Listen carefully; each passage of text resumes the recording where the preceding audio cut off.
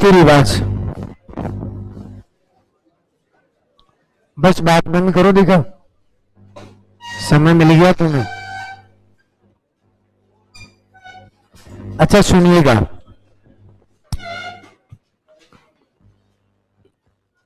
आपने कई बार पेपर में ऐसा देखा होगा कि कुछ एक दो सवाल नए हैं। भाई बात नहीं है, अब सुनना है।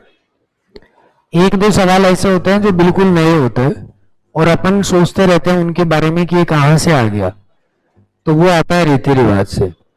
कई बार ऐसा भी होता है कि आपके सिलेबस में ये अलग से मेंशन नहीं कर रखा होता, चाहे वो किसी भी बोर्ड का हो, आरपीएससी हो चाहे अधीनस्थ बोर्ड हो, दोनों अलग से मेंशन नहीं करते हैं इसको, और वो लिख देते हैं कि परंपरा एवं विरासत, या तो ये लिखा होगा या लिखेंगे राजस्थान की संपूर्ण संस्कृति। तो परंपरा और विरासत का मतलब, विरासत में तो अपने जितने भी दुर्ग है, महल छतरिया बावड़िया हवेली मंदिर मंदिर, ये विरासत है हमारी, और परंपरा में हमारे यही आया करता है। इसलिए हर पेपर में चाहे सिलेबस में हो या नहीं हो, हमेशा गलतियां जो होती हैं कि भाई हम उस चीज को छोड़ के चले जाते हैं, सिलेबस में जो मेंशन कर रखा है जो हमेशा नहीं पूछा जाता ऐसे सोचते हैं, पर हमेशा इसमें सवाल आता ही है। एक सवाल आ जाएगा या दो सवाल आ जाएंगे, छोटा टॉपिक होता है, अच्छे से चीजें क्लियर होती है। और दूसरी बात ये भी होती है कि ये सुनने का टॉपिक है, आप जितना सुनोगे उतनी चीजें ज्यादा याद रख पाओगे, इसलिए इसको याद करना जरूरी होता है। एग्जाम के लिए बहुत इंपॉर्टेंट है। हर टॉपिक में से एक दो सवाल ही आते हैं और कौन से में 5-6 एक साथ आते हैं, तो हमें पढ़ना पड़ेगा, मजबूरी होती है हर एक टॉपिक को। तो यहाँ से आपको याद रखना है रीति रिवाज जो होते हैं, यहाँ से ये 3 प्रकार के होते हैं। कितने प्रकार के होंगे रटना नहीं है। पहला सबको बताया कि आपका जन्म हुआ है तो जन्म से संबंधित संस्कार हो गए, और दूसरा जिसके लिए तैयारी कर रहे हो, ठीक है, और इसके बाद में आपकी क्या होगी, इसलिए ये करना ही क्यों, जिससे मरना भी पड़े तो इसलिए करो ही मत, अखंड रहो बिल्कुल। तो यहां से याद रखो कि पहला संस्कार जो होता है वो 16 होता है। जन्म से संबंधित कुल संस्कार कितने होता है, यानी कि आपका जन्म होगा और मृत्यु जब तक होती है तो टोटल संस्कार कितने होने हैं, 16, याद रखना। परंतु आपसे पूछा जाए कि जन्म से पूर्व कितने संस्कार होते हैं, तो जन्म से पूर्व होते हैं भाई 3, और 3 संस्कार सबके होते हैं, चाहे लड़की हो चाहे लड़का हो। जैसे ही जन्म हो जाता है उसके बाद में लड़की के संस्कार बंद हो जाते हैं, फिर लड़की का एक संस्कार और होता है, यानी कि टोटल लड़कियों के 4 ही होते हैं। 3 तो इसलिए हो गए क्योंकि पता ही नहीं था कि लड़का है कि लड़की है, इसलिए जन्म से पहले हो गए, और एक संस्कार जो है वो विवाह का होता है, तो 4 हो गए। फिर आप मेला सोचते हैं कि भाई हमारे मृत्यु का संस्कार क्यों नहीं होता, क्योंकि मृत्यु का संस्कार आपका इसलिए नहीं गिना जाता कि आपकी मृत्यु जो होती है वो ससुराल में होती है। आपको अपने घर में जहां रहते थे वहां का शमशान थोड़ी मिलता है, आपको ससुराल वाला मिलता है, इसलिए आपका वो संस्कार काउंट नहीं होता। जो दूसरी जगह पे संस्कार किए जाते हैं उनको काउंट नहीं किया जाता है ना। इसीलिए कहते हैं कि विवाह से पहले मृत्यु हो जाए तो कोई बात नहीं, क्या हुआ,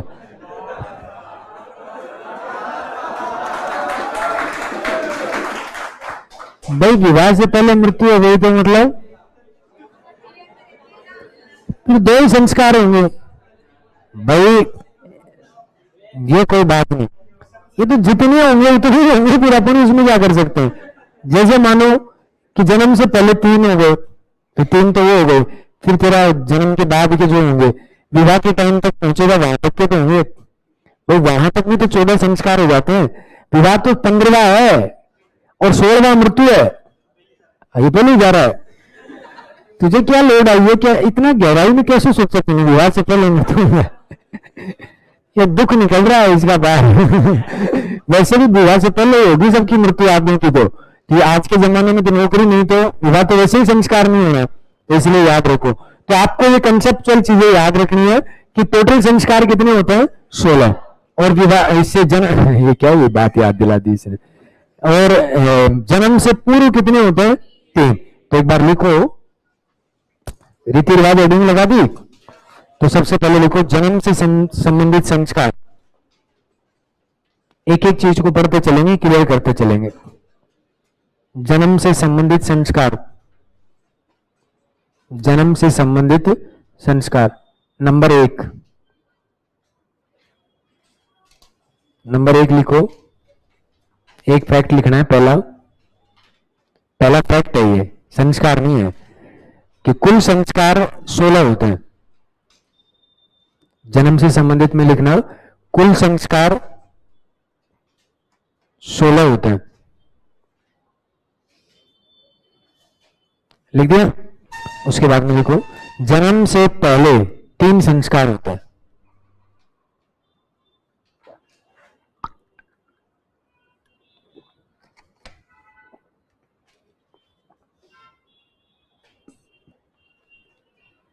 जन्म से पहले 3 संस्कार होते हैं, ठीक है?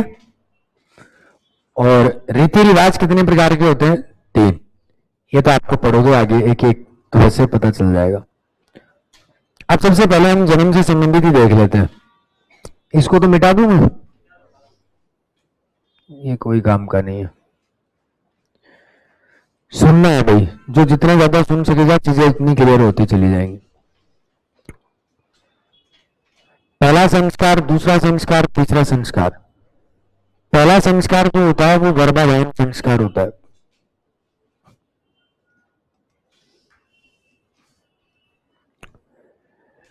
गर्भाधान संस्कार जो होता है वो महिला के गर्भवती होने पे किया जाता है, कि जब भी महिला गर्भवती होगी उस समय किया जाने वाला संस्कार। क्योंकि गर्भाधान का पुराने समय में पता चलता था कि गर्भ जब ठहर जाता था, यानी कि महीने भर बाद में उसको पता चलता, तो उससे पहले भी ये संस्कार किया जाता है। इसका मतलब ये होता है कि आज हम, बहुत सारे लोग ये कहते हैं कि हम बहुत समझदार हो गए, साइंस बहुत प्रगति कर गई है और साइंस में हर एक चीज का सोल्यूशन होता है और हर व्यक्ति को पता होता है कि ये सही कौन सा है और गलत कौन सा है। पर ये बात सब झूठी है। सच्चाई तो ये है कि पुराने लोग जितनी चीजें जानते थे ना, उसका अभी आप उन चीजों को ट्रांसलेट करके 1% लोगों को बता पा रहे हो।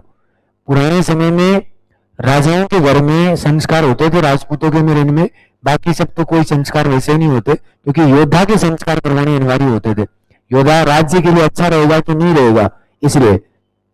तो अगर कोई भी महिला, कहते हैं कि शुक्ल पक्ष में, जब शुक्ल पक्ष का मतलब चांदनी रात चल रही है, उस समय में गर्भवती यानी कि गर्भ ठहरता है, तो उसके लड़का होगा 99%। एक बात ये होती थी, और वो बलशाली और बुद्धि वाला होगा, ये बड़ी बात होती थी। और अगर कृष्ण पक्ष में काली रात जब होती है, उस समय में अगर गर्भ ठहरता है तो उसके लड़की होने के चांस होते थे। तो ये कितने समझदार लोग थे जो इन चीजों को जानते थे। आज कौन जानता है इन सब चीजों को? अब तो डॉक्टर भी बिलीव करते हैं कि डॉक्टर ने जो कह दिया वो रामबाण होता है। ऐसा कुछ नहीं होता। तो गर्भाधान संस्कार में यही होता था कि महिला जो होती है वो शुक्ल पक्ष में गर्भवती होनी चाहिए, ताकि बलशाली, बुद्धि वाला और राज्य के लिए सबसे अच्छा लड़का पैदा होना चाहिए।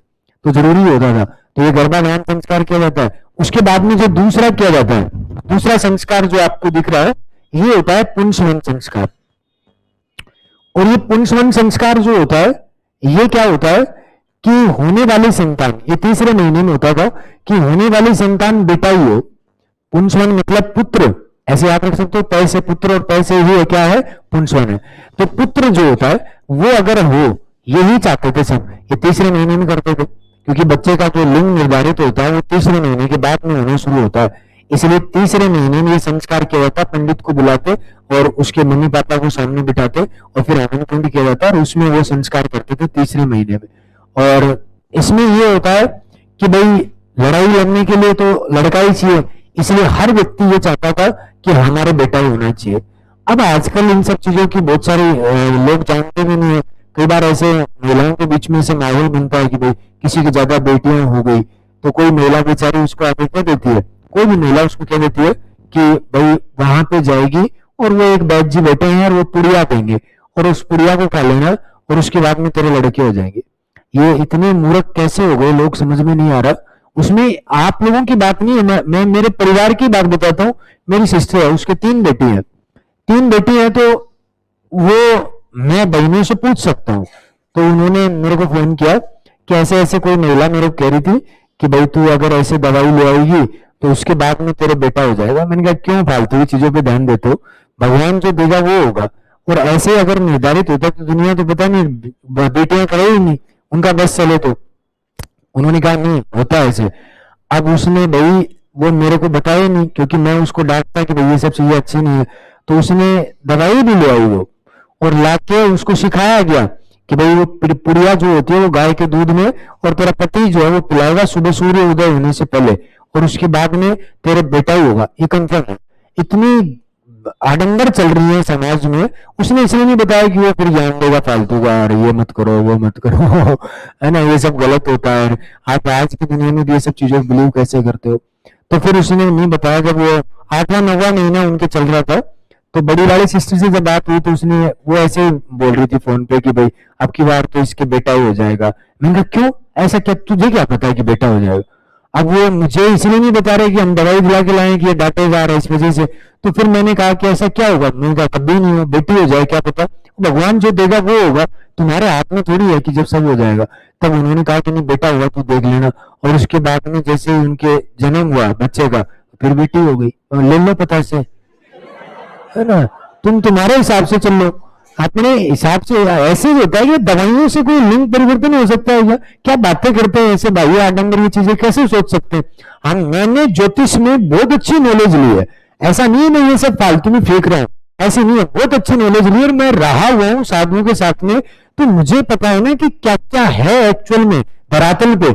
बताना करना और सब चीजें अलग होती है। तो इसलिए हमेशा ये चाहते थे कि बेटा हो, उसके लिए संस्कार इसलिए नहीं करवाया जाता था ये कि बेटा हो, तो वो यहाँ पे ये तीसरे महीने में संस्कार ये होता था कि इसमें पंडित जी से ये प्रार्थना करवाते थे कि जो भी संतान है, क्योंकि माँ जो है वो अभी उसके इम्यूनिटी पावर डाउन रहेगा तीसरे महीने के बाद में, जब तक बच्चा नहीं होगा उसके 1 महीने बाद तक इम्यूनिटी डाउन रहेगा। इसलिए आप उसको दीर्घायु और स्वस्थ रहे पेट में, उसकी मनोकामना करो।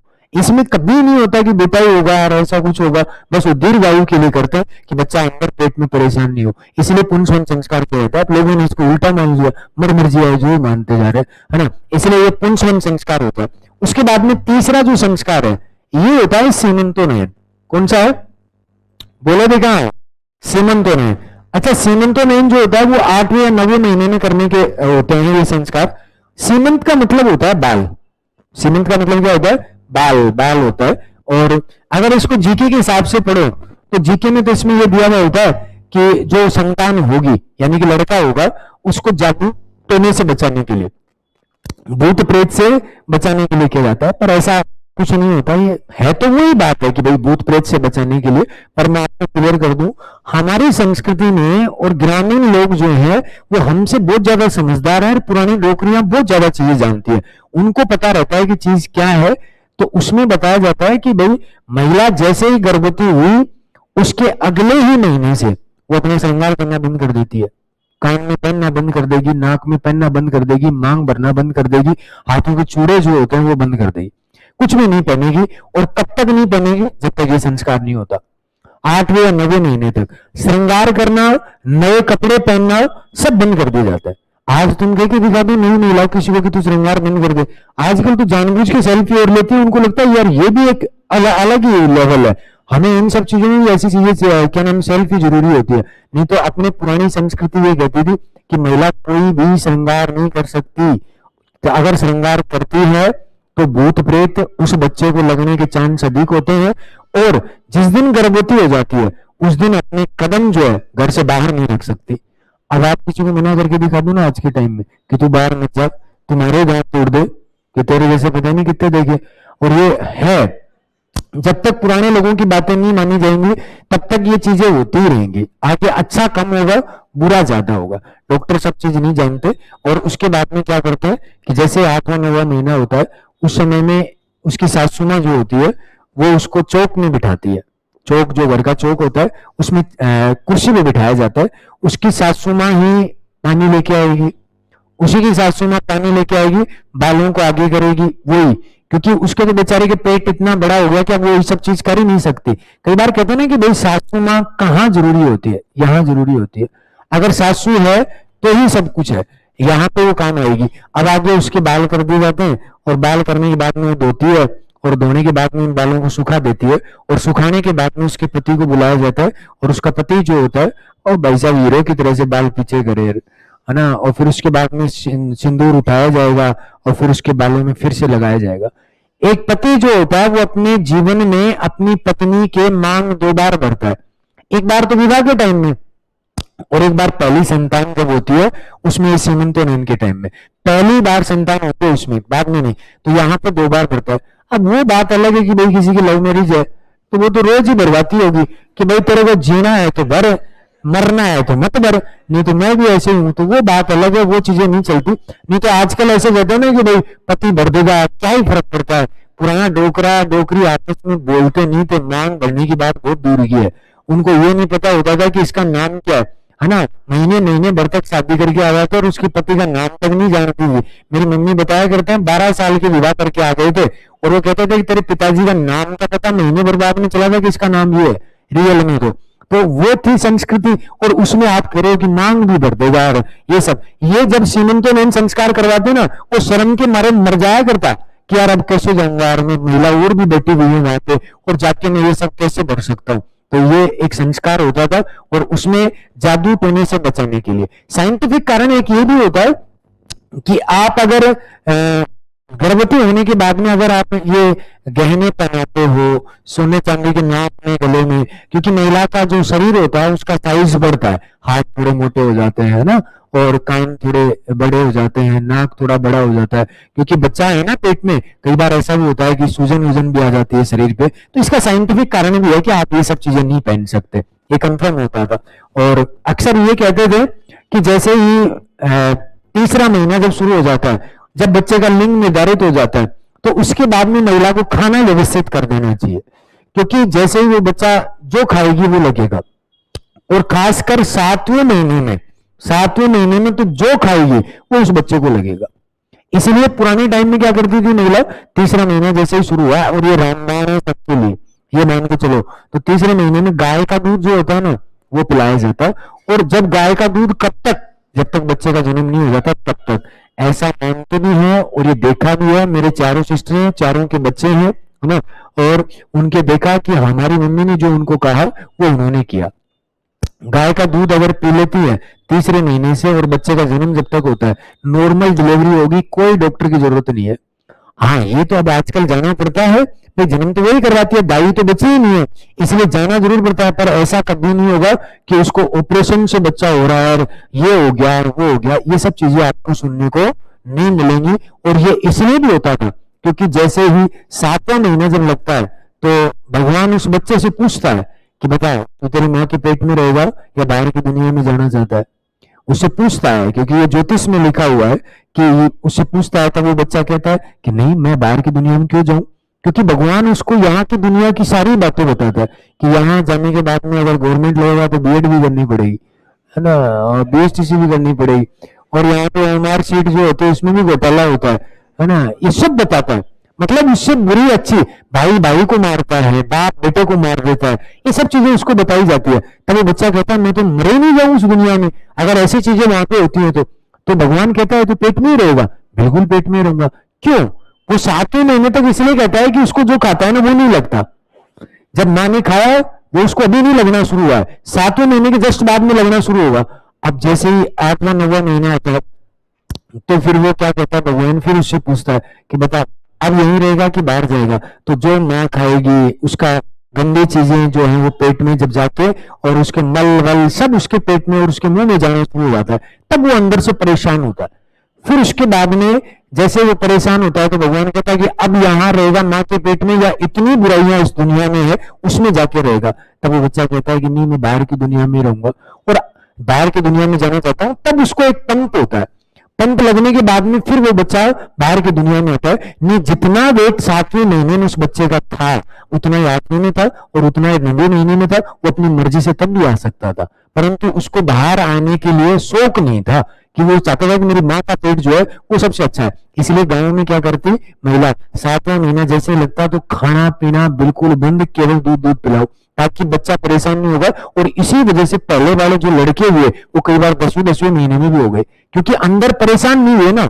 उनको जो खा रहे थे, आजकल की माँ जो होती है वो कुरकुरे खा रही है, वो समोसे खा रही है, वो उतना ही अंदर पेट में कचरा बन रहा है, और उसी की वजह से वो कहता है जल्दी जाना, इसलिए 7वें महीने में बाहर आ जाते हैं। कहीं तो ऐसे भी होता है, इसलिए जो खाती है वो लगता है। और दूसरी बात ये होता है गांव में, मैं ये कहता हूं कि आज भी इतने बावड़े व्यक्ति क्यों हैं कि महिला को गर्भवती होने के बाद में भैंस का दूध पिला रहे हैं। अगर भैंस का दूध पिएगी तो ये मान के चलो पांडे ही पैदा होंगे, दो बेले के छोरे होंगे, सच्चाई है। जैसे आप देखो ना यार, गाय का बछड़ा जब होता है जन्म, आप सब ग्रामीण क्षेत्र के हो, पाकिस्तान से कोई नहीं है, गाय के बछड़े का जैसे ही जन्म होता है अगली 5 मिनट में गाय का बछड़ा खड़ा हो जाता है और खड़ा होकर चलना भी लग जाता है, और भैंस वाला पांडा 3 दिन नहीं उठे।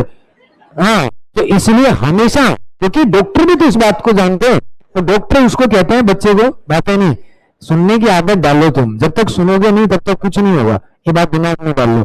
डॉक्टर भी कहते हैं ना कि गाय का दूध ही अच्छा माना जाता है, बकरी का दूध ही अच्छा माना जाता है, तो कभी भी मां बनने वाली महिला जो होती है उसको भैंस का दूध पीना ही नहीं चाहिए। और ये सीमंतोनयन संस्कार 8वें 9वें महीने में जब तक होगा तब तक तो बिल्कुल नहीं पीना चाहिए। इसलिए जादू टोने से बचाने के लिए कौन सा संस्कार होगा? सीमंतोनयन। गर्भवती होने पे कौन सा? गर्भाधान। बच्चा लड़का ही है इसलिए कौन सा? पुंसवन संस्कार। और 8वें 9वें महीने में कौन सा? सीमंतोनयन। समझ में आ गई? तो लिखो दिखाई एक एक करके। नंबर 1, नंबर 1 लिखो, और इसमें लिखो गर्भाधान संस्कार। गर्भाधान, ये तीनों सबके होंगे, समझ गए? अभी जन्म नहीं हुआ इसलिए तीनों सबके होंगे। गर्भाधान संस्कार, इसमें लिखो महिला के गर्भवती होने पर, महिला के गर्भवती होने पर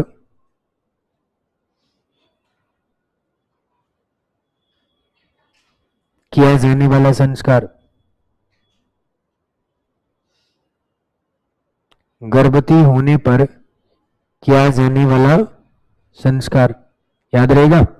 ये सिंपल है भाई। देखो संस्कारों में नाम से रहेंगे अधिकांश से, आपके एग्जाम में एक ही आता है ज्यादातर जरूला, बस उसके अलावा जो नाम से ही होंगे। अब इसमें तो क्या याद रखना है, इसमें तो ऊपर ही उत्तर दे रखा है इसका, समझ रहे हो? पर अभी रिट में सवाल पूछा गया, इसे मेवाड़ में क्या कहते हैं, ऐसे पूछ लिया उसने कथन का सवाल। लिखो इसे मेवाड़ में बदुरात संस्कार कहते हैं।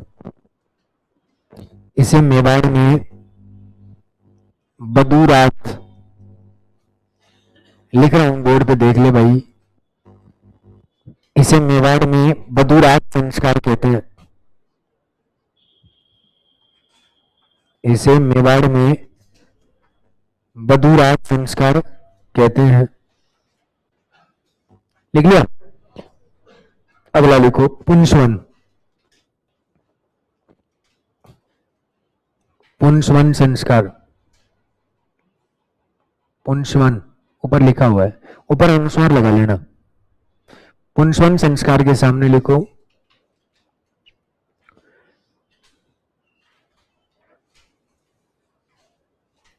तीसरे महीने में पुत्र की प्राप्ति के लिए, तीसरे महीने में पुत्र की प्राप्ति के लिए किया जाने वाला संस्कार। तीसरे महीने में पुत्र की प्राप्ति के लिए किया जाने वाला संस्कार। लिख लिया? उसके बाद में लिखो सीमंतोनयन, सीमंतोनयन संस्कार, और इसमें लिखो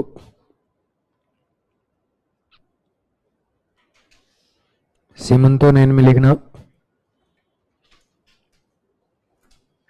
होने वाली संतान को,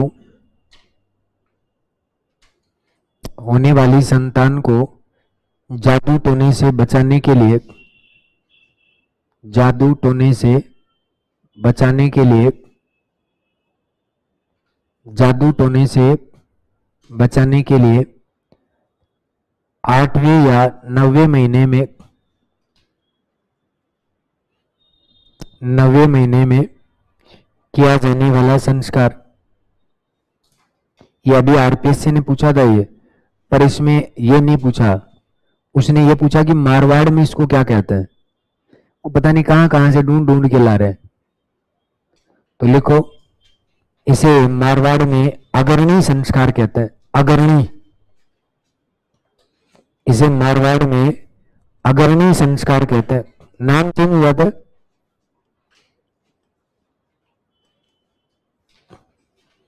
इसे मारवाड़ में अग्रणी संस्कार कहते हैं। सीमंतो ने इनको मारवाड़ में क्या बोलते हैं? अग्रणी। और गरबा बहन को मेवाड़ में बदुरात।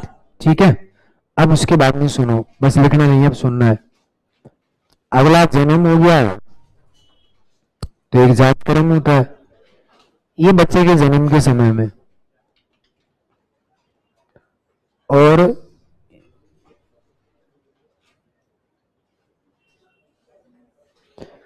जात कर्म का मतलब ये होता है कि जैसे ही जन्म हुआ उसको पिलाते हैं जन्म गुटी। आज के समय में तो जन्म गुटी मान के चलो।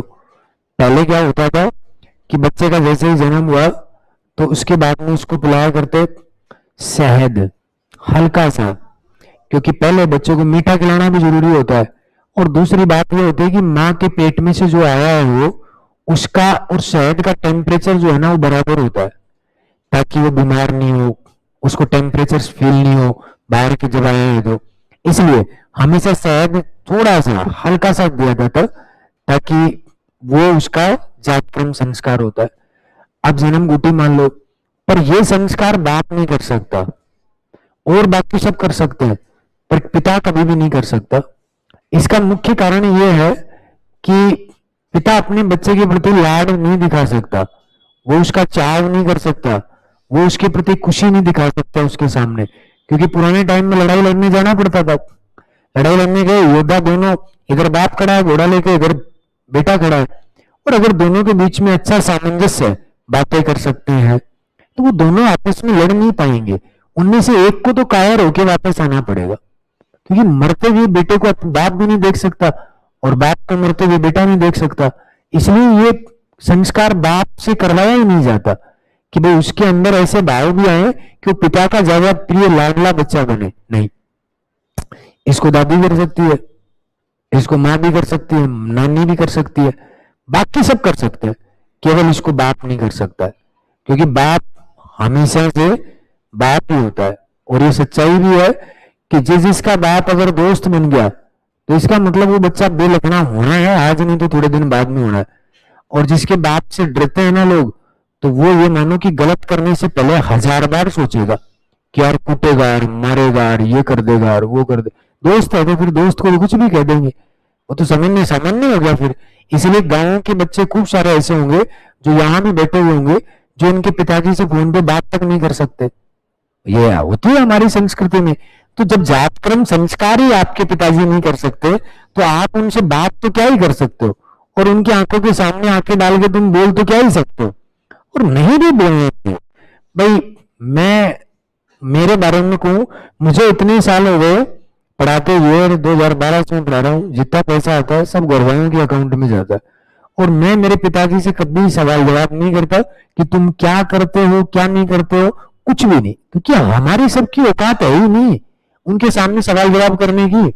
जब वो 5 बच्चों को इतना बड़ा कर दिया, आपको पढ़ा दिया, उसके अलावा वो आप अब उनसे क्या उम्मीद करते हो कि कुछ करें। वो आपके लिए जो करना था वो तो सब कर दिया उन्होंने, और वो जानते हैं आपकी कमियों को, अच्छाई बुराई को सबको जानते हैं, सब चीजें उनको पता है।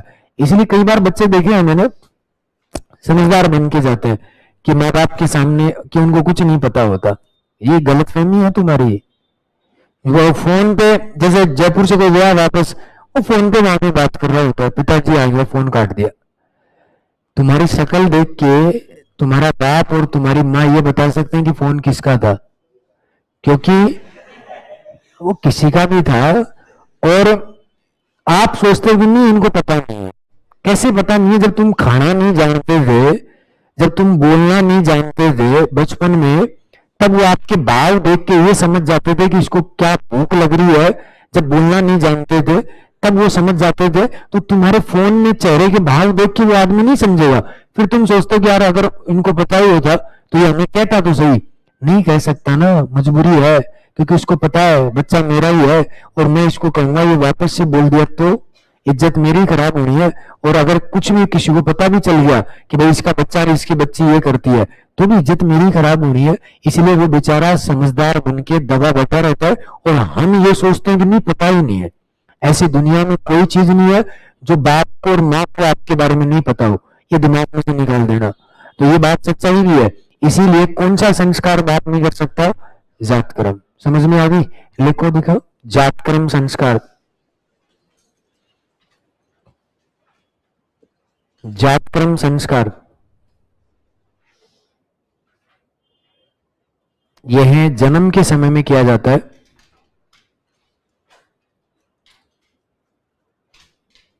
जन्म के समय में किया जाता है। कोष्टक में लिख सकते हो जन्म गुटी, ताकि आपको पता रहेगा। जन्म गुटी लिख लो कोष्टक में। गुटी गुटी, ये जन्म गुटी नहीं जानता। शराब लिख ले, शराब। तो यार जन्म गुटी में क्या लिखोगे, ये तो बताइए ऐसे ही। हाँ, शराब लिख लो। जन्म गुटी, गोबर लिख ले। मजे ले रहा है जैसे, तो पता ही नहीं हो। जन्म गुटी का ही नहीं पता क्या होती है। तो जन्म गुटी लिख लिया। उसके बाद में लिखो, यह संस्कार पिता नहीं कर सकता। यह संस्कार पिता नहीं कर सकता।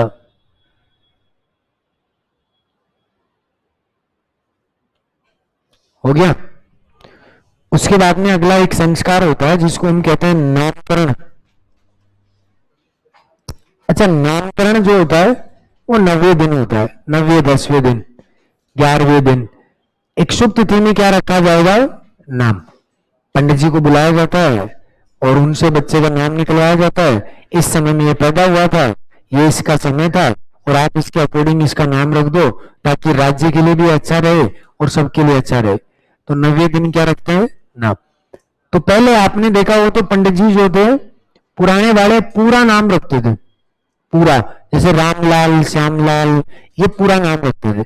आजकल पंडित जी के पास में आप जाते हो तो वो ये कहता है कि कै पे रख लो, मैं पे रख लो, चे पे रख लो। क्योंकि पंडित जी को पता है कि अपन नाम बताएंगे पुराना कोई, और ये इनके पसंद नहीं आएगा। क्योंकि नई पीढ़ी तो सीरियल देख के नाम रखती है कि सीरियलों में कौन कौन बच्चे के नाम क्या है, तो वो रखते हैं। इसलिए पंडित जी को अपनी दक्षिणा से मतलब है। उसको लगता है कि कै मैं चे बता दे, मर्जी से अपने आप रख लेंगे। पर आप इस चीज को नोटिस करना है कि जो आप कै मैं चे पै से नाम रखवाते हो ना, वो आपके आगे आप कभी भी अपने नाम से ज्योतिष की गणना अगर आप करवाना चाहोगे, वो गलत ही गणना होगी, सही नहीं हो सकती। इसीलिए पुराने वालों को पंडित जी ये कह देते कि भाई रामलाल, तेरी गणना में ये बताया जा रहा है कि तेरे आगे ये होगा, और वो होता था। अब क्यों नहीं होता? क्योंकि अब नाम आप अपनी मर्जी से रखते हो। आप वहां से तो चाय उठा के लाए, और ज्योतिष की गणना पूरे नाम से होती है, चाहे मैं पैसे नहीं होती, वहां पूरे नाम से होती है। इसीलिए अब पूरा नाम तो कोई रखवाता ही नहीं है। अब तो वो बस चय में पै वाले कि यही राशि है जी, राशि तो चलती होगी। अरे तो चय नाम से तो पता नहीं कितने कितने नाम बनते हैं, या कै नाम से तो पता नहीं कितने कितने नाम बनते हैं, कमलेश, कर्ण, ये बहुत सारे नाम होते हैं। तो क्या सबकी राशि एक ही होती है? नहीं। अब ये बात गलत है कि सबकी एक होती है, नहीं होती। कईयों का तो बेचारों को ऐसा आता है सुबह सुबह राशि में आज कुछ बड़ा होने वाला है, उसकी रोटियां नहीं मिल रही, उसको बड़ा क्या बांटा होगा है? तो वो ये सब चीज नहीं। अगर पूरे नाम से राशि की गणना होती है तो आपका सही होता है। इसलिए पंडित जी से आगे जाके यही कहना कि इसका पूरा ही रख दो, जो आपको रखना है वो रखो, और वो अपने हिसाब से रखेगा तो आप नाम की गणना कर सकते हो। तो लिखो दिखा, नामकरण नाम से ही है ये। तो नामकरण में लिखो 90 दिन शुभ तिथि में बच्चे का नाम रखना। शुभ तिथि में बच्चे का नाम रखना। हाँ, अरे शुभ तिथि का मतलब 90 दिन हो गया, 10वें दिन हो गया, 11वें दिन भी हो सकता है। शुभ शुभ शुभ तिथि में नाम रखना, ठीक है।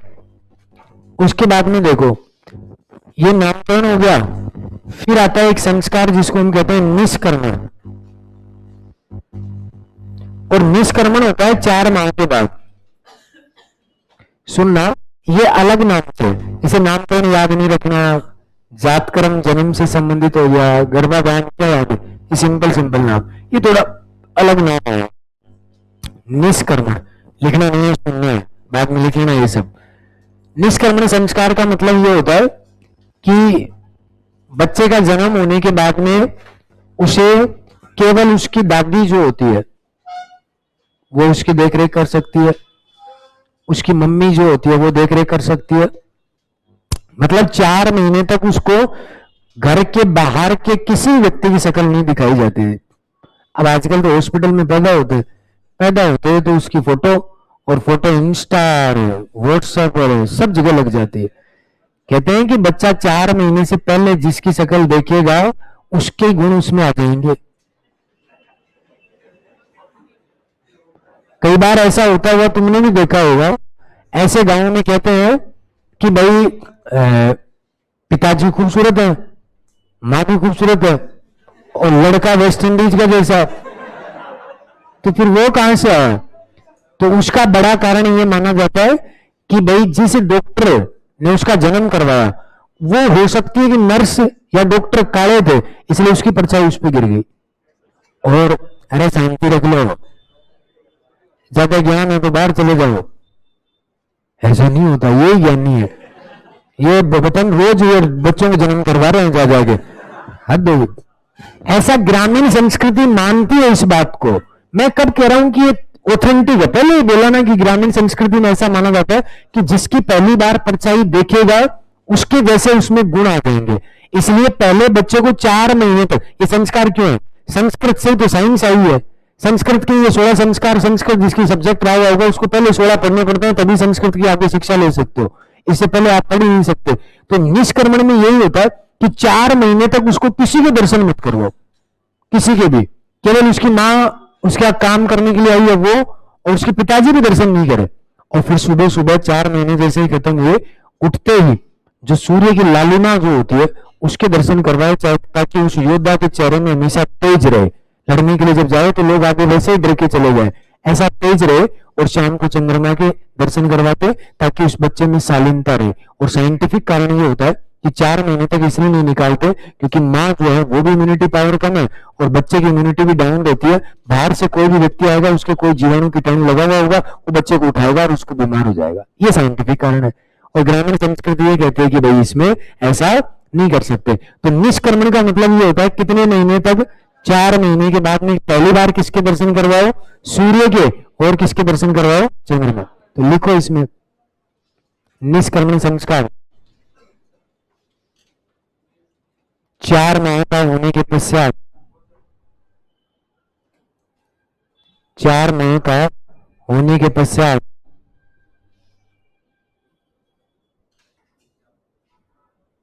पहली बार सूर्य या चंद्रमा के दर्शन करवाना। सूर्य या चंद्रमा के दर्शन करवाना।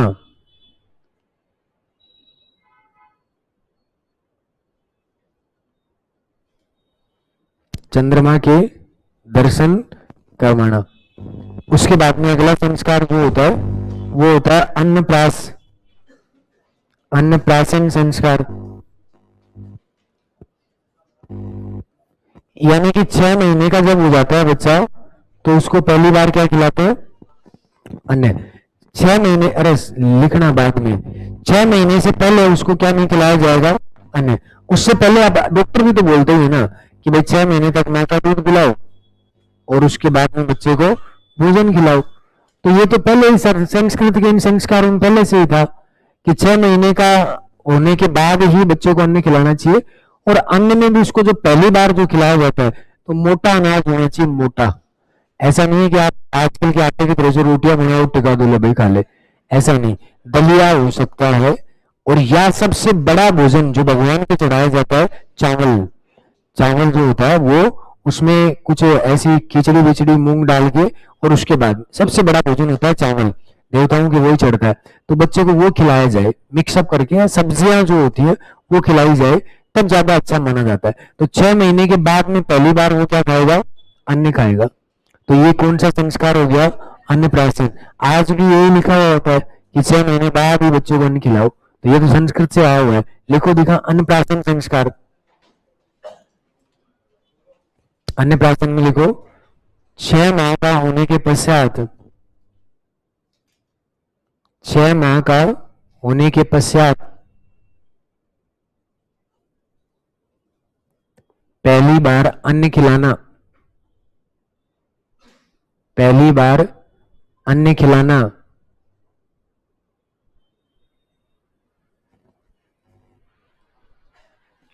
पहली बार अन्न खिलाना, ठीक है। अब उसके बाद में अगला आता है यहां पे,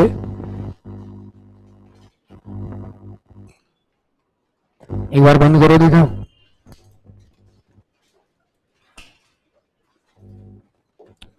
कुल संस्कार कितने होते हैं? जन्म से पहले पहला कौन सा? गर्भाधान। क्योंकि आजकल सीक्वेंस पूछ सकता है, ये कालक्रम पे चल रहे हैं वैसे भी, ये पहले कौन सा होगा फिर कौन सा होगा, तो एक ये इसीलिए बातें बता रहे हैं इनकी, ताकि याद रहे। आज ये साइड में जो बातें बताई जाती है, तो पहला कौन सा? गर्भ। दूसरा बच्चा क्या होना चाहिए? पुत्र। पुत्र हो इसलिए कौन सा होता है? पुंसवन। उसको जागरूक होने से बचाने के लिए सीमंतोलन। बच्चे का जन्म होते ही जातकर्म, जातकर्म के बाद में नामकरण। नामकरण किसी दिन होता है? 9वें दिन। जब 4 माह का हुआ तो किसके दर्शन करवाए? सूर्य और चंद्रमा, जिसको क्या बोलते हैं? निष्कर्म। 6 महीने का हो गया तो क्या खिला दिया? अन्न। कौन सा हो गया? अन्नप्राशन। और उसके बाद में अगला संस्कार जो होता है वो होगा यहाँ पे जड़ूला। कौन सा? अरे ये पेपर में कई बार पूछा होता है। जड़ूला का दूसरा नाम है चूड़ाकर्म,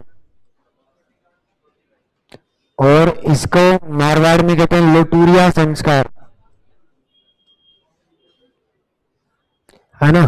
इसके जस्ट बाद में होगा यहाँ पे कर्णवेद, फिर उसके बाद में विद्या आरंभ। सुन लो, लिखो मत। विद्या आरंभ के बाद में जनेऊ, यज्ञोपवीत,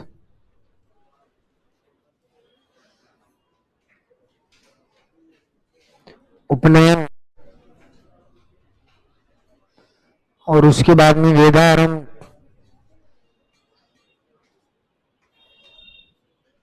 उसके बाद में गोदान, केसान, दीक्षांत और समावर्तन, और फिर विवाह, और ये अंत्येष्टि। ये संस्कार होता है। अगला आता है जड़ूला या चूड़ाकर्म। इसमें क्या होता है कि बच्चा जब 1 साल का हो गया, उससे पहले नहीं, 3 साल का हो जाए या 5 साल का हो जाए, तो उसको कुल देवी या कुल देवता के मंदिर में ले जाते हैं। जो वहां ले जाते हैं उसकी केवल शिखा काटी जाती है, चोटी केवल शिखा काट सकती है, पूरा मुंडन नहीं होता। अब आजकल तो पूरा मुंडन ही कर देते ना, वो गलत होता है वैसे। केवल शिखा काट सकते हो। अच्छा, जीवन में शिखा एक बार ही कटती है, इसके बाद में आप पूर्णतः शिखा कभी नहीं काट सकते। आगे जितने भी संस्कार होंगे, जैसे किसी की मृत्यु होती है तो भी मुंडन होता है, तो उस मुंडन के समय में आप शिखा नहीं काट सकते, बाकी साइड के चारे सारे काट सकते हो। इसलिए शिखा हमेशा होनी चाहिए। और शिखा का साइंटिफिक कारण भी ये होता है कि शिखा और कर्णवेद संस्कार ऐसे होते हैं जो ज्ञानेंद्रियों पे कंट्रोल करते हैं। ना आप किसी को बुरा बोलोगे, ना आप किसी से बुरा सुनोगे, और ना आप किसी को गलत से सोचोगे। तो ये ज्ञानेंद्रियों पे कंट्रोल करने का, और शांति बनी रहेगी। इसलिए हमेशा शिखा रखनी जरूरी होती थी। तो यहाँ पे जड़ुला संस्कार में बच्चा होता है, अभी उसको शांति वांति की वैसे जरूरत नहीं है, बड़ा सिंपल सा रहने वाला है। क्योंकि ये तो 1 साल 3 साल 5 साल का हो रहा है, उसके बाद में सब हम ज्ञानेंद्रिय कंट्रोल की बात तो बाद में करेंगे ना। इसलिए यहाँ पे उसकी शिखा काट दो, फिर उसके बाद में मत काटो। तो कुल देवता के मंदिर में ले जाके काट लेते हैं। या कभी कोरोना में ऐसा हुआ था कि उसने घर पे काट ली, सबने नहीं जा पा रहे, पॉलिथीन में डाल दी, और जब कभी देवी के जाएंगे तो चढ़ाएंगे। कोई जरूरी नहीं है कि भाई आप उसमें जाना ही होता है। जड़ूला का मतलब होता है बाल, चूड़ाकरम मतलब जूड़ा ये भी बाल ही होते हैं। इस पे महिला का जब बच्चे के वो बाल कटते हैं तो उसके पैर से चूड़ा भी आता है, इसलिए चूड़ाकरण संस्कार भी हो गया, नया चूड़ा पहनने की होती है ना। और लटूरिया मतलब मारवाड़ में बालों को बोलते हैं, तो इसलिए लटूरिया संस्कार भी इसको कह दिया जाता है। समझ में आ गई बात? लिखो दिखा इसको, इंपोर्टेंट कर लो, ये सबसे ज्यादा यही आता है, जड़ूला, चूड़ाकरण और लटूरिया, इसके सामने लिखो। 1-3-5 वर्ष का होने के पश्चात, 1-3-5 वर्ष का होने के पश्चात, 1-3-5 वर्ष का होने के पश्चात कुल देवता या कुल देवी के मंदिर में, कुल देवी के मंदिर में, कुल देवता या कुल देवी के मंदिर में शिखा काटना, शिखा का मतलब चोटी, लिख लेना, किसी को शिखा नहीं पता चले तो कोष्टक में कर देना चोटी। कुल देवता या कुल देवी के मंदिर में शिखा काटना, 1-3-5 वर्ष का होने के पश्चात कुल देवता या कुल देवी के मंदिर में शिखा काटना, शिखा का मतलब चोटी, ठीक है। उसके बाद में अगला भी 1-3-5 वर्ष में होगा, कर्णभेद। कौन सा? कर्णभेद। योद्धाओं के कान बिंदे हुए होते हैं ना, हमेशा से बिंद के रखते हैं राजपूतों में, तो इसीलिए कि ज्ञानेंद्रियों पर कंट्रोल कर सके, क्योंकि कई बार ऐसा होता था। इसका साइंटिफिक कारण ये होता है कि कान, जैसे जिसके किसी के सर में दर्द ज्यादा होता है, ज्यादा हेडक होता है, तो उसके कान बीन दो लड़कों में तो वो ठीक हो जाता है, ऐसा भी मानते हैं। और दूसरा ये पहचान भी थी और ज्ञानेंद्रियों पे कंट्रोल भी होता था। कई बार ऐसा होता है कि कोई योद्धा बड़ा बलशाली है, उसको हराना बड़ा मुश्किल है, तो दुश्मन सेना क्या करती? विष कन्या छोड़ दिया करती। जिन लड़कियों को बचपन से लाइट पॉइजन दिया जाता है, धीरे धीरे उनकी बॉडी उनको एब्जॉर्व करना सीख जाती है और वो छोड़ देते कि तू उसको तेरे प्रेम जाल में फंसा, और जाके उसको, और फिर वो प्रेम जाल में फंसेगा तो वो विष होगा तो मर जाएगा। इसलिए तो ये कर्णभेद संस्कार उससे बचाता है, इससे ज्ञानेंद्रियों पर कंट्रोल होता है। इसलिए कहते हैं कि ज्ञानेंद्रियों पर कंट्रोल करने के लिए कर्णभेद संस्कार करना चाहिए। साइंटिफिक कारण मैंने बता ही दिया है, होते केवल राजपूतों के थे। तो लिखो दिखा, कर्णभेद में भी 1-3-5 वर्ष का होने के पश्चात, 1-3-5 वर्ष का होने के पश्चात कान वेदना, नाम से है, ये पूछे भी नहीं जाएंगे, जड़ूला नाम से नहीं है इसलिए पूछ लेता है। कान वेदना लिख दो भाई, वेदना लिख दो, छिदवाना लिख लो, कुछ भी लिख दो, वो तो बोर्ड वाला अपने आप दे देगा। उसके बाद में आता है विद्या आरंभ। अगले संस्कार की हेडिंग लगाओ, विद्या आरंभ।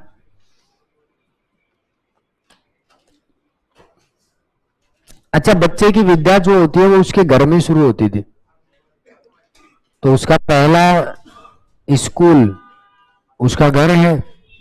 आंगनबाड़ी छोड़ो, आंगनबाड़ी से पहले की बात कर रहा हूं मैं, आंगनबाड़ी की तो बहुत लेट की बात होती है, ये घर से बाहर जाना पसंद तो नहीं करता वो। तो पहला विद्यालय उसका घर है, एग्जाम में आया हुआ है, और पहली शिक्षिका उसकी माँ होती है। ये भी पेपर में पूछा जाता है, पहली शिक्षिका कौन होगी? माँ। और विद्यालय कौन सा होगा? अब एक बड़ा कारण ये था कि विद्या आरंभ पहले घर में इसलिए भी हो जाया करती थी क्योंकि पहले संयुक्त परिवार होते, तो बच्चे को स्कूल में तो 6 साल के बाद नहीं भेजते थे, तो 6 साल से पहले क्या करता, जैसे आजकल कब भेज देते स्कूल में? 2 साल, 2.5 साल, 2.5 साल लास्ट मान के चलो, आजकल नए बच्चे तो 2.5 साल में चले जाते। और जो 2.5 साल में स्कूल जिसकी शुरू हुई है वो बच्चा कभी भी आपको धोखा दे सकता है। हाँ, वो कभी भी पंखे के लटक सकता है क्योंकि उसका माइंड विकसित हुआ ही नहीं। आपका साइको ये कहता है कि 6 साल के बाद में शिक्षा देनी चाहिए, हम उसको 2.5 साल में उसके माइंड पे प्रेशर डालना शुरू कर देते हैं। उसका बड़ा कारण ये है कि आजकल मम्मी पापा जो है ना वो रहते हैं एक तो घर में, और एक उनका बच्चा रहता है। दादा दादी तो सब वृद्ध आश्रम में बैठे हैं, तो उसको संभाले कौन? अब माँ क्या सोचती है कि ये चाय चपट करता रहता है सारे दिन, इसको स्कूल में पटको, ताकि 6 घंटे तो कम से कम वहां रुकेगा और फिर 6 घंटे में आराम से इंस्टा चला लूंगी, है ना। पहले ऐसा नहीं होता था, संयुक्त परिवार होता, बच्चे का जन्म हुआ 3 महीने के बाद, 4 महीने के बाद में तो उसकी माँ को पता ही नहीं है कि बच्चा कहाँ है तेरा। दादा खुद ही रख लिया करता सारे सारे दिन उसको। जो ग्रामीण संस्कृति में कौन महिला आज की तरह से 1-1, 1.5 साल तक अपने बच्चों को संभालती है? और संभालेगी तो खेती का काम कौन करेगा फिर? तो वो दादा ही संभालता, उसको कह के चले जाते हैं गाय का दूध रखा है, आप पिला देना दिन में तो, और ये काम के जारी है। और रात को वो बच्चा दादा की गोद में खेलता खेलता सो जाया करता, तब उसकी माँ को देते कि ले भाई पकड़ अब इसको ले जा। और फिर उसके बाद में सुबह वो जल्दी उठ जाती फिर दादा के पास। और ये जरूरी भी है, जिस जिस बच्चे पे दादा का साया नहीं रहा है, जिस जिस बच्चे को दादा नहीं मिला है, वो लक्षण सीख नहीं सकता, क्योंकि हमेशा से संस्कार दादा से पोते में ट्रांसफर होता है। बाप के संस्कार बेटे में ट्रांसफर नहीं हो सकते, क्योंकि बाप का और बेटे का रिश्ता तो ऐसा था वो आपस में बात ही नहीं कर सकते, और दादा का रिश्ता अच्छा होता है, इसलिए हमारे ट्रांसफर उनसे होते हैं डायरेक्ट। इसीलिए हम संस्कार सीखते हैं, किसके सामने कैसे बोलना चाहिए, हमें कब बोलना चाहिए, कब नहीं बोलना चाहिए, क्योंकि दादा यहाँ पे 70 साल बिता चुका है, उसको पता है बेटा ये आदमी अपने गांव में ठीक नहीं है। वो उसको सिखा दिया करते, कहानियां सुना के उसको समझा दिया करते कौन सी चीज गलत होती है और कौन सी सही होती है, और कंधे में बिठा के सारे सारे दिन लेके घूम लेता। तो माँ बाप को टेंशन नहीं रहती थी कहाँ रहता है बच्चा। और अब वही ले दे के वही छोरा, वही मार, वही उसका बाप। वो छोरा भी उन दोनों की शक्ल देख देख के बावला हुआ था कि ये कार्टून कहाँ पे आ गए, सारे दिन यही दिखते हैं, है ना। हर तीसरे घर की कहानी ये है कि उनकी माँ उन बच्चों को लेके घूमती रहती है कि हमारा बच्चा जो है साहब रोटी नहीं खाता, डॉक्टर के पास लेके जाते। पुराने वाले कितनी दे दो, छोड़े ही नहीं। क्यों? क्योंकि वो सारे दिन घूमता था बाहर, मिट्टी में खेल रहा है। अब मिट्टी में तो खेल नहीं रहा, डिटेल से हाथ धो और ये कर वो कर, वो उसमें मिट्टी में तो खेलने नहीं देते, और अंदर ही अंदर रहते हैं शहरों में। तो बच्चा कैसे खाएगा बताओ? उसको जो खाया वो ही नहीं पचा। ना कोई चाचा है ना कोई बुआ है, ले दे के संतान एक होती है। तो उसको ये रिश्ते भी अब धीरे धीरे खत्म हो गए, ना चाचा का रिश्ता जानता है ना बुआ का जानता है। पहले वो चाचा आया, खाना खा रहा है, ला रहा छोरा, वो उसके पास खड़ा हुआ था चारपाई पे, उसको खिला दिया, उसने खा लिया। दादा आया, दादा ने खिला दिया। उसका बाप आया, उसने खिला दिया। माँ आई, कोई दादी आई, कोई भी परिवार का बुआजी आई, सबने एक एक एक दे के खाना खिला दिया। जिंदगी में कभी डॉक्टरों के पास लेके नहीं गए, और वो इधर उधर घूमता रहता था। सुबह सुबह दादा उसको 3 किलोमीटर लेके चला गया, वो कंधे में बिठा के लेके चला गया, वहां घुमा रहा है उसको। वो अपने आप ही आते कहेगा कि लाओ रोटियां दे दो, चेप लूं मैं, और उसके अब वहीं पड़ा रहता है सारे दिन, वही परेशानियां। और अब तो सबसे बड़ी बात ये हो गई, यहाँ का तो मुझे पता नहीं, खैर मैं अभी यहाँ मैंने देखा नहीं, उदयपुर में तो हालत ये थी कि उनके माँ बाप से बच्चे गोद में नहीं उठाए जाते। सब जगह ही हो गया रही है, कौन उठा सकता है? एक वो लेके आते हैं, पता नहीं वो रेड जाता है चलाने का, है ना, उसमें बिठा के रखते हैं उस बच्चे को, और उसको पकड़ के ऐसे चलाते रहते हैं। माँ आराम से फोन पे लगी पड़ी है और आराम से उसको घुमा रहे हैं, उसको टेंशन ही नहीं है। जब तेरे से ये संभल ही नहीं रहा तो पैदा करने कौन सा शौक लगा हुआ था? आप बाद में करते ना भाई, अभी जरूरी थोड़ी था कि आपसे जब बच्चा संभल नहीं रहा। आज हम ये कहते हैं कि हम बच्चों को बड़ा प्यार देते हैं, हम कहते हैं कि बच्चों को बड़ा प्यार देते हैं, ये बाटा प्यार देते हैं। प्यार तो पहले होता था, गोद से नीचे नहीं उतारते थे, और वो भी 8-8 साल के बच्चों को गोदी में रखते।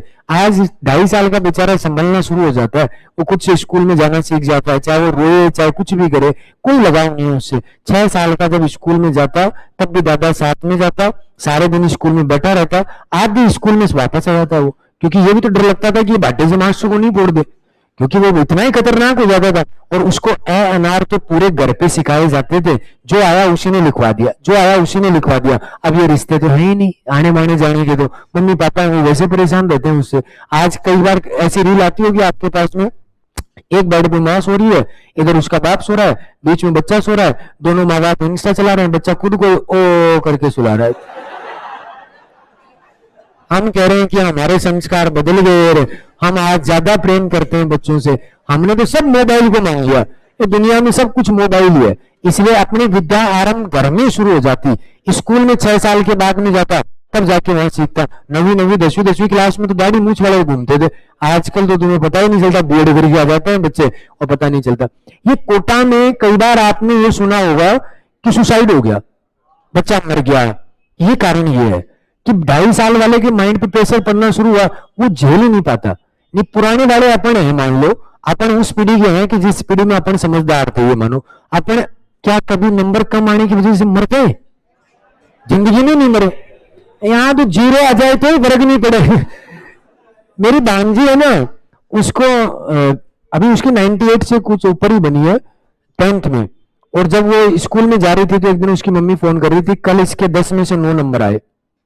तो वो स्कूल में से रोती हुई आई यार, यहां बोला 2 घंटे रोई है, तो इसको समझाना। अब मुझे हंसी आ रही कि यार इसको मैं क्या ही समझाऊंगा, है ना, क्योंकि यार हमारे तो नंबर ही 10 में से 4 आए। ऐसे रोते तो फिर हम तो अगले दिन स्कूल जाते तब तक रोते रहते, क्योंकि 6 नंबर का है, 1 नंबर में 2 घंटे रोए तो 6 नंबर में तो अगले दिन स्कूल जाएगा तब तक रोता रहेगा। कैसे इतने वो बच्चे हो गए कि बस पूछो ही मत, पढ़ना पढ़ना। इतना भी जरूरी नहीं होता। कहाँ काम आएगी उसकी 98? बताओ क्या काम आ रही है? कोई काम नहीं आ रही।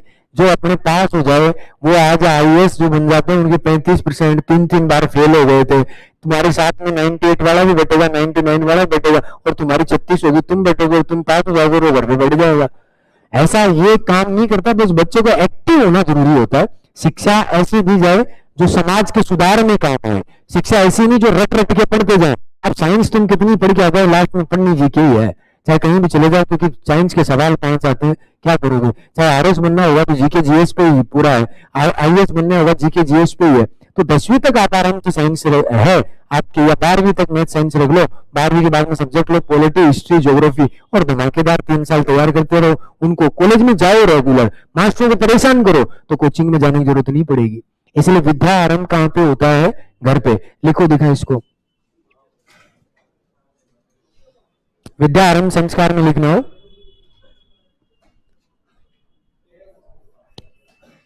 शुभ तिथि में, शुभ तिथि में, शुभ तिथि में बच्चे को अक्षर का ज्ञान करवाना।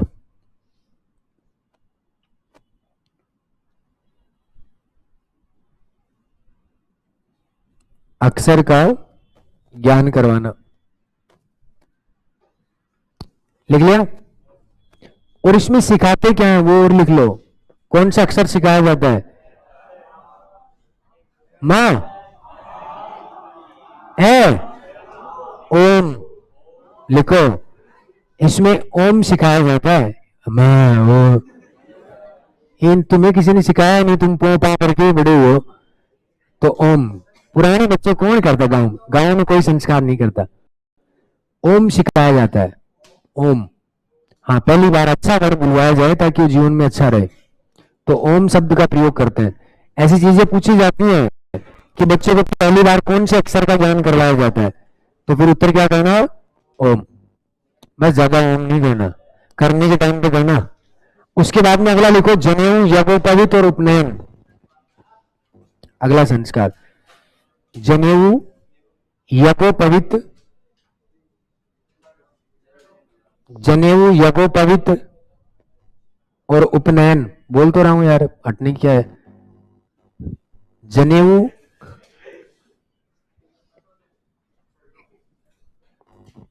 ये ले भाई, देख ले, आगे आगे चाट ले इसको। तो कौन सा होगा? जनेऊ यज्ञोपवीत और उपनयन संस्कार। इसका मतलब ये होता है कि या तो बच्चा स्कूल में जाएगा ना, उससे पहले ब्राह्मणों की आज भी होती है, एक लड़के की जनेऊ नहीं होगी कभी भी, 16 लड़कों की जनेऊ होती है एक साथ। और या तो स्कूल में जाने से पहले आइडेंटिटी कार्ड है, ये आईडी है एक तरीके से, जिस जिसका जनेऊ होता था उसी को ही स्कूल में यानी कि वेद सीखने के लिए अनुमति मिलती थी। जनेऊ कौन नहीं जानता? एक बार हाथ उठाओ जिसको ये नहीं पता जनेऊ क्या होती है। एक है, बाकी सब जानते हो? 2। अरे नहीं जानते, बता दो इसमें क्या है।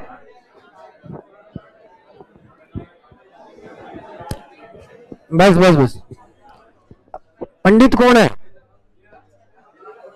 जनेऊ हो रखी है क्या? है, खड़ा हो गई। रहा है शांति। जनेऊ आपकी भी हो रखी है, बैठ जाओ। आपकी हो रखी है? नहीं हो रखी। और कौन है पंडित जिसकी जनेऊ हो रखी है? जनेऊ नहीं हो रखी, तो जिसकी अब नहीं हुई स्कूल में जाने से पहले, उसका मतलब शादी के टाइम पे हो, शादी के टाइम पे होगी। जनेऊ जरूरी होती है। अगर आप ब्राह्मण हो तो बिना जनेऊ का आपका जीवन व्यर्थ है, ऐसा होना चाहिए। अरे मैं दिखा दूंगा, ये होती है जनेऊ। और इसमें बड़े रूल होते हैं, ये निभाया नहीं जा सकता, है ना? तो आप नहीं निभा सकते स्कूल टाइम से पहले, आजकल नहीं निभा सकते। जिसकी जनेऊ हो गई तो वो सुबह जल्दी उठेगा, सूर्य उदय से पहले गायत्री के पाठ करना अनिवार्य होता है, सूर्य पूजा करना अनिवार्य होता है, और उसके बाद में एक माला करनी अनिवार्य होती है। ऐसा नहीं करेगा तो जनेऊ कोई काम की नहीं होती। दूसरी बात यह होती है कि जब भी आप टॉयलेट करने जाओगे, जनेऊ को कान में डालना पड़ेगा, टाइट बांधना पड़ेगा कान को। ये साइंटिफिक कारण है। कहते हैं कि पुरुष जब टॉयलेट करने के लिए जाता है तो उसका बल जो है वो बाहर आता है, और यहाँ पे कोई नस होती है और उसकी वजह से उसको बांध देता है ना वो, तो उसके बाद में वो बल बाहर नहीं आता। इसीलिए पहले योद्धा जो होते थे वो शक्तिशाली माने जाते थे। तो इसका बड़ा साइंटिफिक कारण होता है, ऐसे नॉर्मल चीज नहीं है ये। और उसके बाद में अगर आप फ्रेश होके आते हो तो आपको नहाना ही पड़ेगा, ये कंफर्म है। और जैसे सूर्य ग्रहण है तो चेंज होगी है, जैसे चंद्र ग्रहण है चेंज करनी पड़ेगी, है ना? जैसे किसी की मृत्यु हो गई, मरण शोक, बच्चे का जन्म हो गया तो ये चेंज होगी। यानी कि 100 कोष पे भी अगर किसी की मृत्यु हो जाती है तो इनको चेंज करने का परंपरा हुआ करती थी, इसलिए जरूरी भी था। और किसी के 10 लग गए तो सारे दिन नहाते रहो, ये होगा। और जो व्यक्ति ये जनेऊ नहीं होती वो यज्ञ में पवित्र नहीं माना जाता, इसलिए इसको यज्ञोपवीत संस्कार कहते हैं। उपनयन, उप का मतलब हो, जैसे आप एक शब्द सुनते होंगे उपवास, उपवास का मतलब फास्ट। उपवास का मतलब होता है कि जिस दिन आप वो फास्ट रखते हो उस दिन उप का मतलब होता है भगवान, और वास का मतलब होता है उनके पास रहना। और उपनयन का मतलब होता है कि जिसने जनेऊ पहन रखी है वो भगवान की आंखों के सामने रहता है, भगवान उसकी हमेशा रक्षा करता है, ऐसा मानते हैं, तो इसलिए उपनयन बोलते हैं। और यज्ञों में पवित्र वही व्यक्ति कहलाता है जो जिसकी जनेऊ हो गई। और इसमें 3 तार होते हैं। अविवाहिता जो होते हैं ये 3 तार की पहनते, और 6 तार की विवाहिता। तो इसका मतलब ये होता है कि 3 तार की तो ब्रह्मा, विष्णु और महेश, और जैसे विवाह हो गया तो उनकी पत्नी साथ में, तो 6 तार की विवाहिता पहनता है। एग्जाम में पूछा गया था कि अविवाहिता व्यक्ति जनेऊ कितने तार की पहनता है, तो कितनी आएंगी? 3, और विवाहिता की 6। लिखो, दिखाओ इस संस्कार के सामने लिखो। गुरुकुल की शिक्षा लेने से पहले, गुरुकुल की शिक्षा लेने से पहले जनेऊ धारण करवाया जाता है।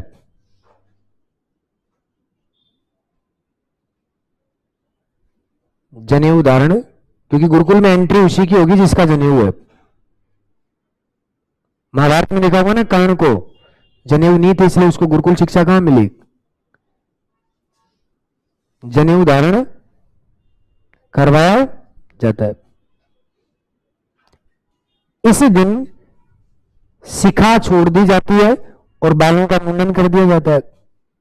मतलब केवल चोटी रहेगी, बाकी पूरा मुंडन करके फिर उसको वेद सीखने के लिए भेजा जाता है। इस दिन शिखा, शिखा मतलब चोटी छोड़ दी जाती है और बालों का मुंडन किया जाता है। वो देखा था कि चंद्रगुप्त सीरियल, उसमें बच्चे उसमें गुरुकुल में रहते हैं, तो ये शिखा क्यों छोड़ी जाती थी उसमें देखा होता आपने। जब पहले किसी बच्चे को गुरुकुल में दंड देना होता तो कूट नहीं सकते, कूट नहीं सकते, तो उसकी चोटी जो होती, उस चोटी को पकड़ते और ऊपर जो पेड़ होता है ना पीपल का, उसके बांध देते। ये दंड के लिए थी, और उसके बांध देते। अब कोई मोटा आदमी है और वो चोटी बंधी रही है, नींद आ जाए तो चोटी ऊपर के ऊपर रह जाती, वो नीचे गिर जाता धड़ाम से। उसमें भी तो आता ऐसा, है ना? तो ऐसा भी होता था। तो ये दंड देने के लिए, और ये ज्ञानेंद्रिय पे कंट्रोल तो है ही, इसलिए। तो यहां पे आगे लिखो, 3 तार की जनेऊ अविवाहिता पहनता है, 3 तार की जनेऊ अविवाहिता पहनता है, और 6 तार की जनेऊ विवाहिता पहनता है। 6 तार की जनेऊ विवाहिता पहनता है।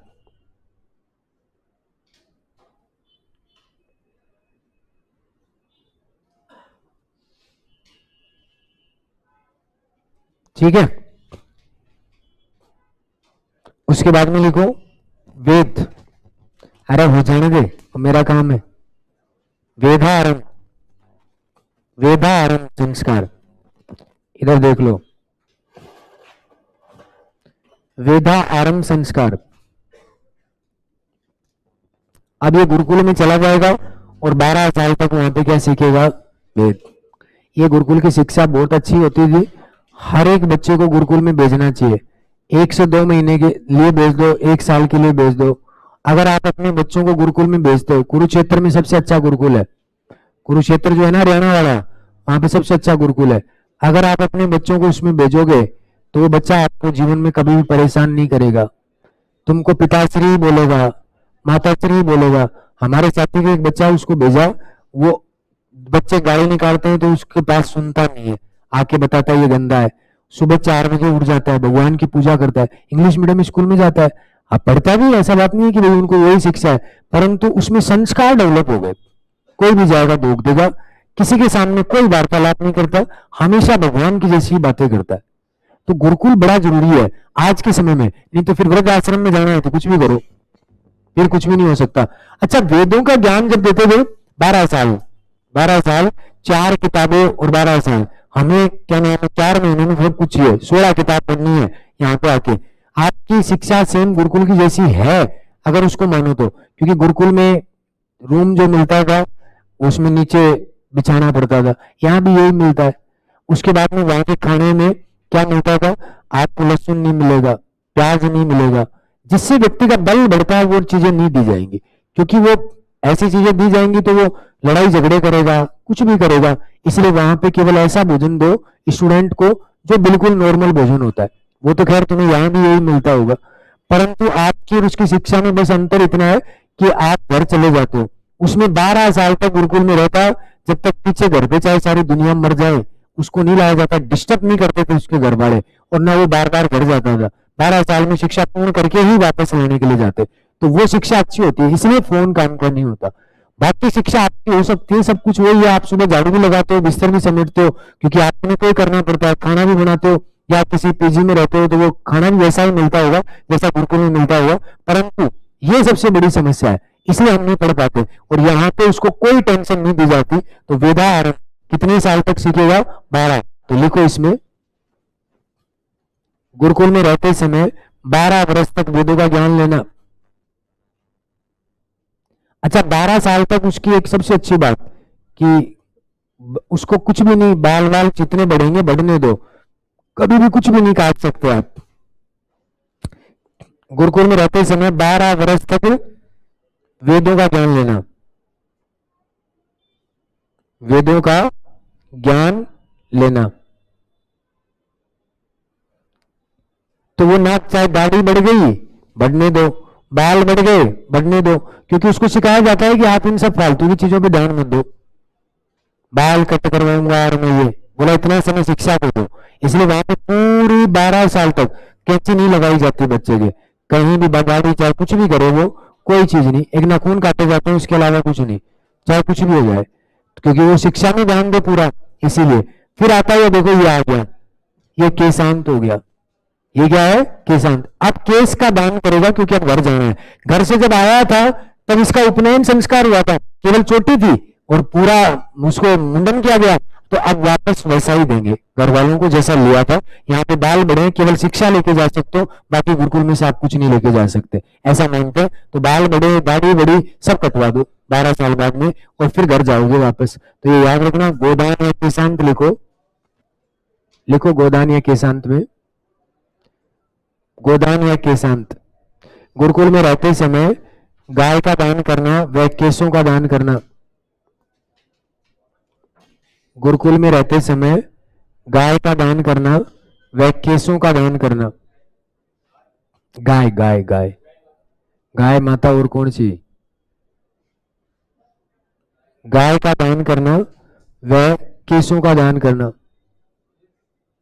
केस मतलब बाल, इनको यही नहीं पता केस क्या होता है। क्या होगा रे? उसके बाद गुरु से क्या हो जाना? दीक्षित। घर जाएगा तो दीक्षित हो। और गुरुजी कान में एक मंत्र देते हैं जो किसी को नहीं बताते, केवल उसी को ही बताएंगे कान में। तो वो जो होता है वो क्या कहलाता है? दीक्षांत। तो लिख दो, दीक्षांत या समावर्तन। दीक्षांत या समावर्तन। घर जाने से पहले गुरु से दीक्षित होना। घर जाने से पहले गुरु से दीक्षित होना। एक पूरा बैच ही दीक्षित होता था। उस समय हर एक बच्चे को अलग अलग गुरु मंत्र दिया जाता है और गुरुजी कहते हैं कि जब भी टेंशन आए इस गुरु मंत्र का उच्चारण कर लेना और सब समाधान हो जाएगा। और एक्चुअल में ऐसा ही होता था, है ना? इसलिए गुरु की महिमा अच्छी मानी जाती थी। तो दीक्षांत या समावर्तन में गुरु से क्या हो जाता है? दीक्षित। ये दोनों लिख के ही छोड़ दो क्योंकि ये तो अपन अलग अलग से पढ़ेंगे। बस 16 काउंट में आ जाना चाहिए। 16 हो गएगा टोटल? बस। अंत्येष्टि, मृत्यु। मृत्यु लिख लो तो